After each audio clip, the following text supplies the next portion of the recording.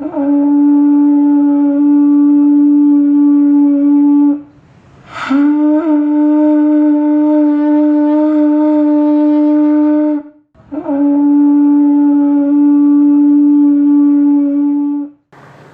Tabura Injil yang dikasihi oleh Tuhan Yesus Kristus, saat ini kita akan mendengarkan renungan firman Tuhan dari kitab Yunus pasal 3 ayat 1 sampai 17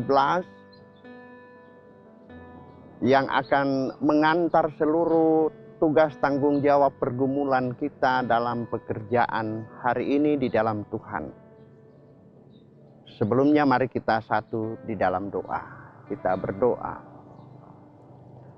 Ya Bapa, di dalam Tuhan Yesus Kristus, kami mohon tuntunan Roh Kudus untuk berita firman-Mu di hari ini melalui Tabura Injil Klasis GKI Yapen Selatan. Beri kami semua motivasi dalam firman supaya kami akan mengerti segala kehendak-Mu.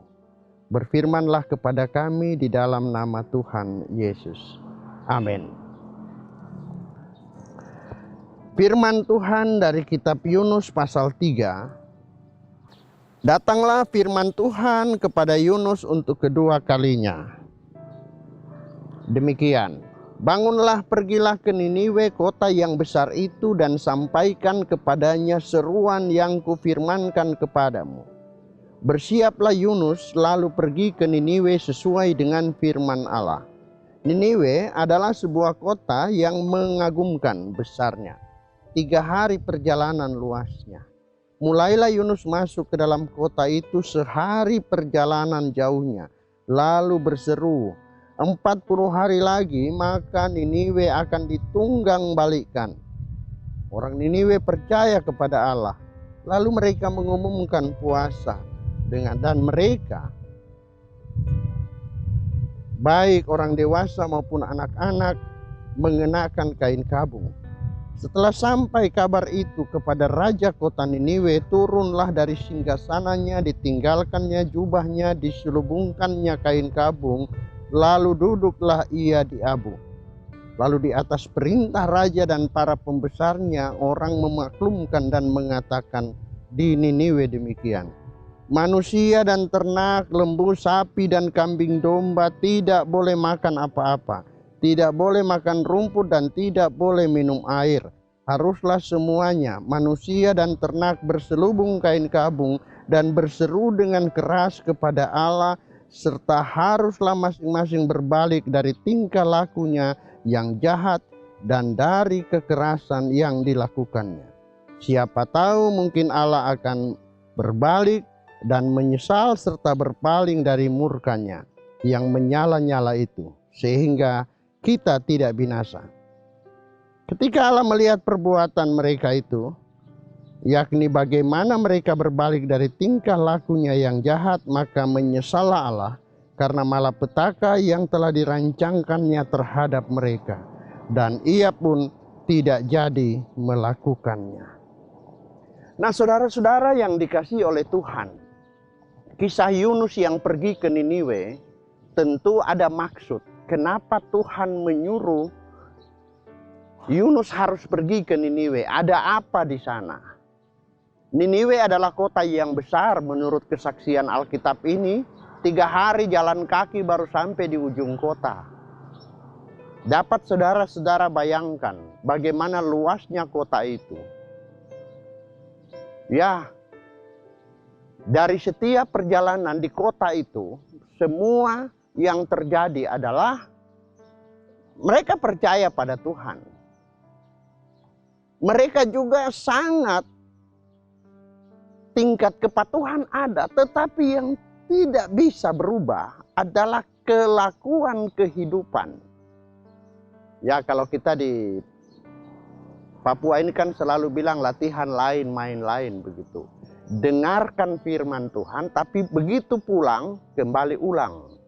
Tidak berupaya bagaimana memberlakukan firman itu menjadi sesuatu yang terbiasa, menjadi kebiasaan, akhirnya menjadi ciri khas kehidupan kita.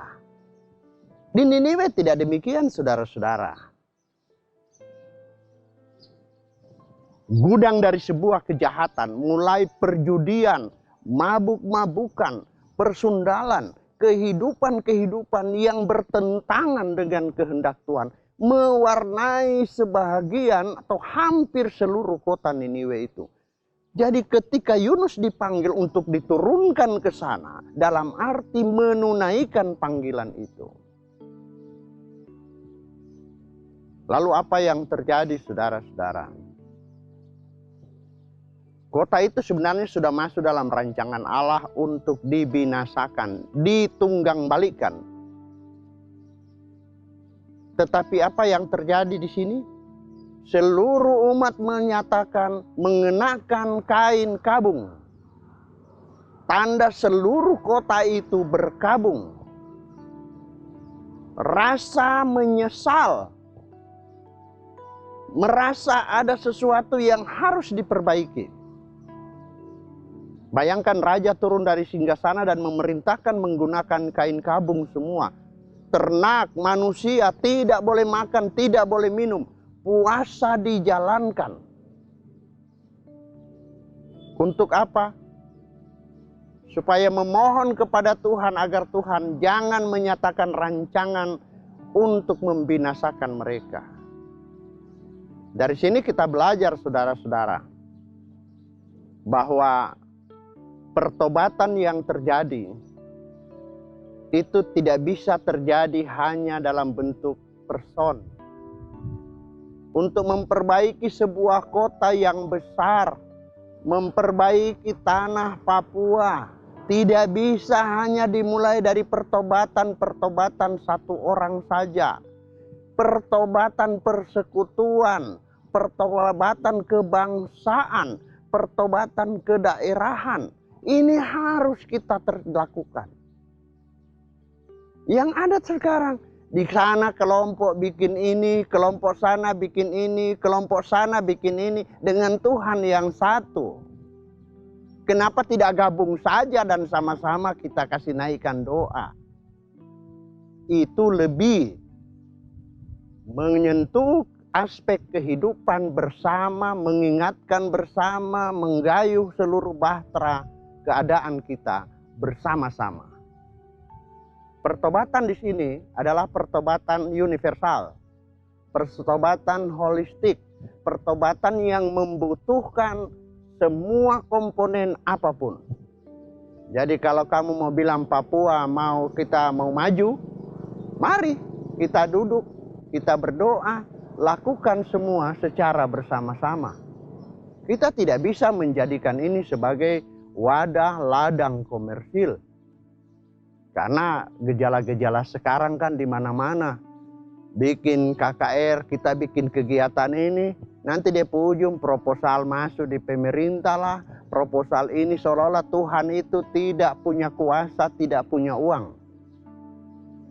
Dan bukan sebenarnya kita menciptakan sebuah pertobatan yang baru, tetapi kita menanam sebuah bara api yang baru. Dan belajar dari Yunus ini kita dipanggil bahwa membaharui sebuah kehidupan, kita membutuhkan pertobatan. Hari ini Minggu Advent pertama kita jalani. Minggu Advent, Adventus, itu berarti penantian.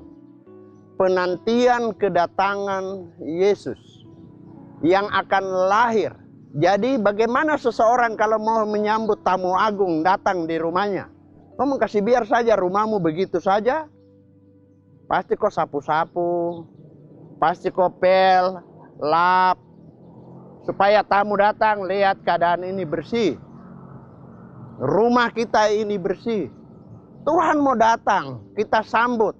Mari rumah hati kita sapu kasih bersih. Itu sebuah langkah nilai pertobatan untuk menyambut kedatangan. Jadi kita menanti di sini, menanti aktif.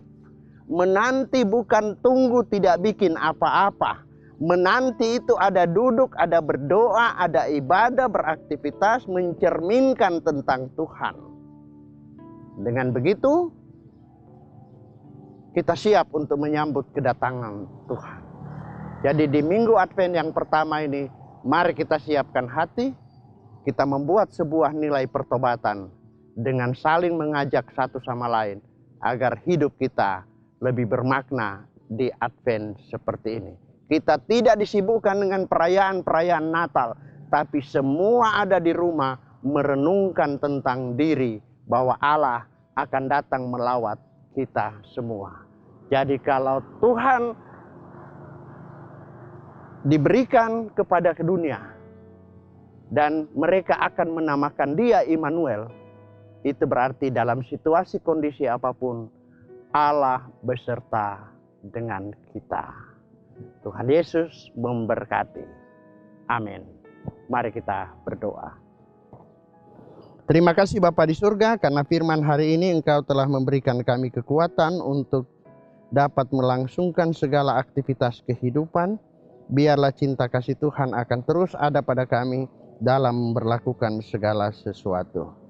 Temanilah seluruh umat-Mu hari ini untuk beraktivitas dan bergumul serta bersekutu supaya nama-Mu dimuliakan. Apalagi di tengah situasi kami menyambut kedatangan Tuhan Yesus Kristus.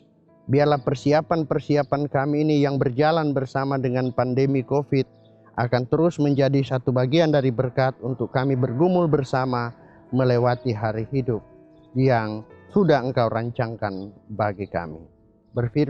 Terima kasih Tuhan, kami akan kembali dalam hidup ini. Inilah doa kami di dalam nama Tuhan Yesus. Kami mengucap syukur kepada Bapa di surga. Amin. Saudara-saudara yang kekasih dalam Tuhan, para pemirsa Tabura Injil Klasis GKI Yapen Selatan, demikianlah renungan kita di hari ini 29 November 2020, Minggu Advent yang pertama.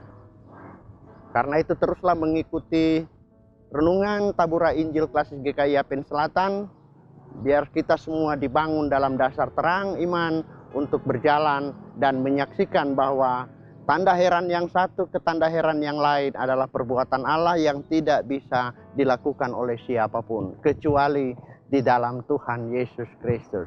Tuhan memberkati saudara-saudara sekalian.